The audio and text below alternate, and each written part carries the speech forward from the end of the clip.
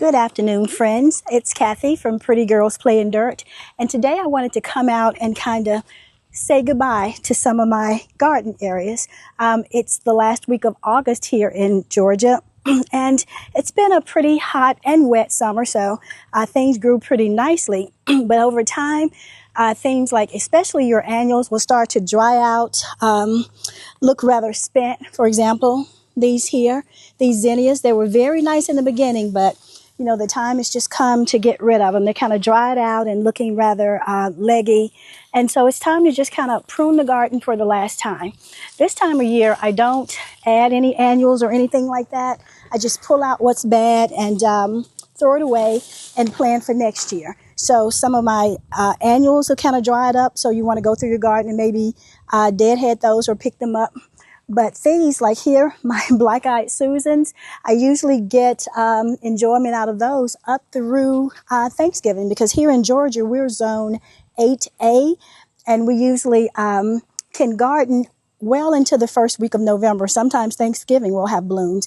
But if you live in an area like I do, where you have deer, rabbit, and all sorts of animals, then that may not be the case. For example, I was enjoying my black-eyed Susans, and I looked out a couple of mornings ago, and they are gone. The blooms are gone. Deer don't normally eat them, but here's the thing.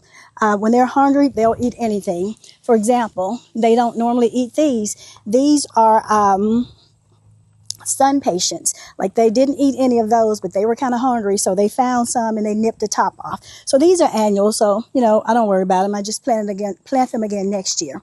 So that's what I'm going to do today. I'm going to clean out my summer garden, and I'll just enjoy myself along with the butterflies. We'll just enjoy what's left. But one thing I will tell you, after you've done all your cleaning, this is a good time of year to start planning for next year. For example, these are perennial, so they come back every year. So I want to plant more, so what I'll probably do is clear this area out real good, and I plan to plant them maybe in October. That is the perfect time to do your shrubs, and any perennials is in maybe October, early November. And you don't want to plant them now because it's too hot.